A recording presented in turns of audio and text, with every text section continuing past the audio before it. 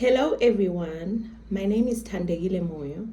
Today, on behalf of Africans for the Horn of Africa, I want to take you through the sad story of Sudan, a story of resilience, betrayal, and a fight for survival.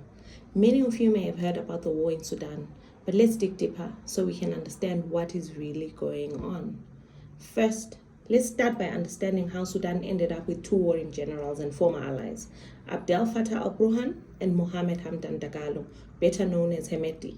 The two generals were responsible for engineering the 2021 military coup that ended the transitional civilian government. Burhan is the head of the Sudanese armed forces, the SAF, that's the country's traditional military. Hemedti, on the other hand, leads the Rapid Support Forces, RSF. This was a paramilitary group that evolved out of the Janjaweed militias and was formerly a state security force. You might remember hearing about the Janjaweed during the Darfur genocide around the year 2000. The Janjaweed were notorious for committing atrocities, and over time, they were formalized into the RSF. Hemedti climbed the ranks by aligning himself with power, and he built a very strong personal army in the process. So why are these two generals fighting? The answer lies in Sudan's complicated history, starting with Omar al-Bashir, the former president of Sudan. For 30 years, Omar al-Bashir ruled Sudan as a dictator. His government was defined by brutal repression, economic mismanagement, and violence. Under his regime, Sudan experienced widespread corruption and devastating conflicts, including the Darfur genocide. Millions of people in Darfur were killed during that genocide, raped or displaced as the Janjaweed militias, who are now known as the RSF, and other state forces committed atrocities under Bashir's orders. Beyond Darfur, though, Bashir's government marginalized entire regions, including South Sudan, which eventually broke away in 2011 to become an independent country. This left Sudan with even fewer resources and deepened the country's instability. Conflict in Sudan has been characterized by marginalization in the country's peripheries, with political and economic power concentrated in the areas surrounding Khartoum. In 2011, the conflicts in South Kordofan and Blue Nile, bordering South Sudan, and traditional strongholds of South Sudan's Sudanese People's Liberation Movement broke out, and these were met by widespread, indiscriminate bombing campaigns. As a result, by 2018, the Sudanese economy was collapsing. People were fed up. The cost of living had skyrocketed, and basic necessities like bread and fuel became unaffordable. The anger was palpable, and it sparked something quite extraordinary, which is the revolution that removed al-Bashir. The Sudanese civilians took to the streets in December 2018. This wasn't just any protest. It was a nationwide revolution. Women, young people, and grassroots activists led the charge, demanding freedom, peace, and justice. These protests were met with brutal crackdowns by the government, but the people did not back down. By April 2019, the pressure was too much.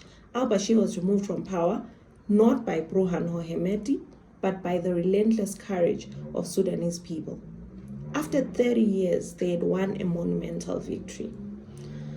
But here's a twist. While the people removed al-Bashir, the military stepped in to take control. The Sudanese Armed Forces, SAF, led by Burhan, and the RSF, led by Hemedti, positioned themselves as the new leaders. The people wanted a civilian-led government, but what they got was a transitional government that included representation by civilians, but continued to be dominated by the military and security forces. The newly established government claimed that it would oversee the transition to democracy and future elections. From the very start, though, there was tension between the military and the civilian population. The people demanded a democratic Sudan, while Burhan and Hemedti clung to power. The transitional government formed in 2019 was always a fragile establishment. In October 2021, the military staged a coup, dissolving the transitional government. Burhan and Hemedti worked together on this, but their alliance was based on convenience, not trust. Behind the scenes, their rivalry continued to grow. In April 2023, this rivalry between Burhan and Hemedti exploded into open warfare over power sharing agreements as the RSF refused to be incorporated into the SAF as prescribed in the 2020 Juba Peace Agreement. Both generals wanted to control Sudan, and neither is willing to back down. The SAF and the RSF are now fighting a brutal war across the country. This isn't just a political power struggle, it's a war, and it has devastated Sudan. Entire cities have been reduced to rubble. Civilians are caught in the crossfire with no regard for their safety. Both sides have committed atrocities, and millions of people have been forced to flee their homes. Today, Sudan is facing one of the worst humanitarian crises in the world. Over 11 million people have been displaced, and this has been worsened by the pre-existent displacement from the conflicts in Darfur, South Kordofan, and Blue Nile. Refugees are pouring into neighboring countries and beyond, often with nothing but the clothes on their backs. Women and children are especially vulnerable to violence, hunger, and exploitation. Critical structures, including hospitals, have been destroyed. Food supplies are dwindling, and basic services are collapsing. Despite all of this, the Sudanese people remain resilient. They are fighting for their lives and for their futures, but they need our solidarity. Limited humanitarian aid has reached civilian populations due to obstruction and insecurity.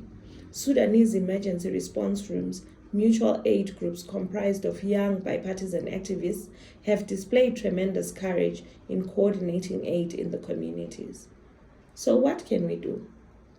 We can start by sharing their story. Use your voice to amplify their voices.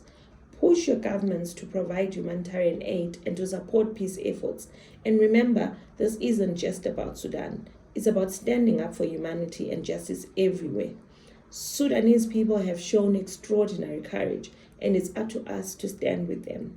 Thank you for listening, and let's keep the spotlight on Sudan. Thank you very much.